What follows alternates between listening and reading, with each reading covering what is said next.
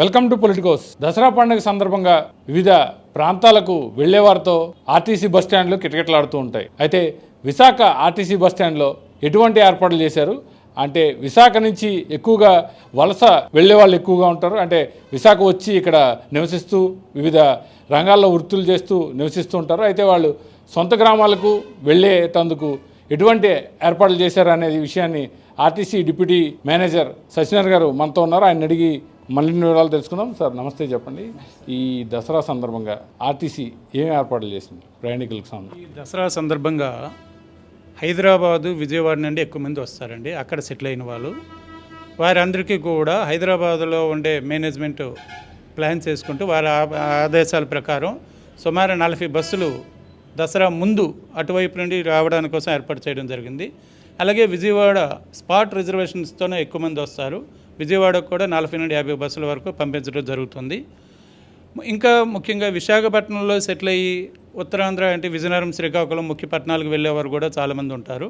వారికి దగ్గరగా 100 బస్సులకు పైనే మనం ప్లాన్ చేస్తున్నాం. ఇవన్నీ కూడా స్పాట్, హైదరాబాద్ మాత్రం రిజర్వేషన్ ఉంటాయి.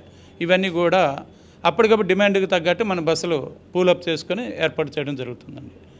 అలానే రిటర్న్ అంటే దసరా తరువాత కూడా వచ్చిన వారందరూ కూడా ఒకే రోజు వెళ్ళకపోవచ్చు, కొంత స్కాటర్ అవుతారు. అది 1 వీక్ వరకు కూడా లోడ్ ఉంటుంది. ఆ లోడ్ను బట్టి ఎప్పటికప్పుడు ప్లాన్ చేసుకుంటూ రిజర్వేషన్ ఏర్పాటు చేయడం జరుగుతుంది. ముఖ్యంగా ఈ సంవత్సరం కూడా గత 3 సంవత్సరాలుగా మనం నార్మల్ ఛార్జెస్కే స్పెషల్ ఆపరేషన్ చేస్తున్నాం. ఈ సంవత్సరం కూడా అదే ఛార్జెస్, అంటే రెగ్యులర్ డేస్లో ఏ ఛార్జెస్ ఉంటాయో అవే ఛార్జెస్తోనే ఈ సంవత్సరం కూడా బస్సులు ఆపరేట్ చేయడం జరుగుతుంది.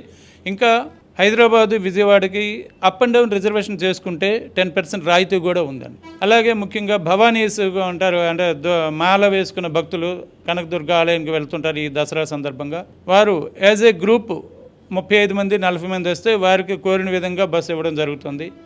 అలా గ్రూప్గా కాకుండా ఇండివిజువల్గా అనుకున్నా కూడా మన రిజర్వేషన్ కౌంటర్లో ఎప్పుడు కూడా 100 సీట్లు ఖాళీ ఉండేటట్టు మనం బస్సులు పెడుతూ ఉన్నాం. అంటే అన్నీ నిండిపోయి అనే ఫీలింగ్ లేకుండా 40-50 సీట్లు ఖాళీ ఉన్నాయంటే ఇమీడియట్గా ఇంకో కొత్త బస్సును ఏర్పాటు చేయడం జరుగుతుంది. ఆ విధంగా మేము ముందుకు వెళ్తున్నాం. సార్, అంటే ఇప్పుడు జనరల్గా దసరా అనగానే 10 రోజుల సెలవులు, పిల్లలతో ఊరు వెళ్దామని అనుకునే వాళ్ళకి ఎటువంటి భద్రతా పరంగా, వెహికల్స్ పరంగా ఎటువంటి భరోసా ఇస్తున్నారు? భద్రతా పరంగా అంటే ఆర్టీసీ బస్సులు ఎప్పుడు కూడా సేఫ్టీకి ఫస్ట్ ఉంటాయండి.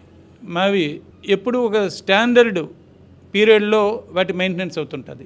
షెడ్యూల్ 3 అంటే నెల రోజుల్లో నెలకు ఒకసారి బస్సుని పూర్తిగా ఆపేసి ఉదయం నుండి సాయంకాలం వరకు దానిలో కీలకమైన పార్ట్లన్నీ కూడా తీసి అవసరమైతే కొత్త పార్ట్లు వేసి చేస్తారు. అందులో భద్రతాపరంగా ఆర్టీసీ ఎప్పుడు కూడా ముందు ఉంటుందండి. ఆ విషయం లేదు, ఎటువంటి ఇబ్బంది లేదు.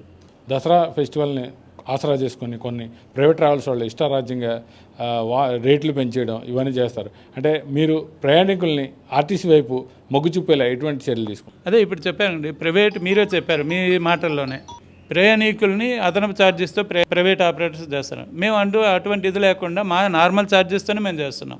వారు ప్రయాణికుడి జేబుకి ఎటువంటి నష్టం కలగకుండా తిప్పే బాధ్యత మేము తీసుకున్నాం. సార్, ఇప్పుడు జనరల్గా ఈ భవానీ భక్తులు కూడా ఈ సీజన్లో దసరాకి ఎక్కువగా విశాఖ నుంచి కూడా, అంటే ఉత్తరాంధ్ర జిల్లాల నుంచి ఎక్కువగా విజయవాడ మాల వేసుకొని వెళ్తూ ఉంటారు. వాళ్ళకైనా ప్రత్యేక బస్సులు లాంటివి ఏమైనా ఏర్పాటు చేశారా? భవానీలకి ప్రత్యేక బస్సులు అంటే వారు ఎవరైనా గ్రూప్గా 30-40 మంది వస్తే వారికి బస్సు ఏర్పాటు చేస్తాము. అలా కాకుండా ఇండివిజువల్గా అనుకుంటే విజయవాడ బస్సులన్నీ కూడా వారి కోసం ఉన్నట్టే. ఎక్కువ మంది ఉన్నారు అనుకుంటే డైరెక్ట్ నాన్ స్టాప్గా కూడా పంపిస్తాం. ఇది ఈ సత్యనారాయణ గారు చెప్తున్న విషయం. అయితే భక్తులకు కానివ్వండి, దసరాకు ఊరెళ్ళే వారికి కానివ్వండి, ఆర్టీసీలో ప్రయాణించడం ఎంతో సౌకర్యవంతమని, సుఖవంతమైన ప్రయాణాన్ని అందిస్తామని సత్యనారాయణ గారు చెప్తున్నారు. కెమెరామెన్ ముఖేష్తో కిరణ్, పొలిటికోస్, విశాఖ నుంచి. Please subscribe to the channel and download the Politicos app from the links in the description.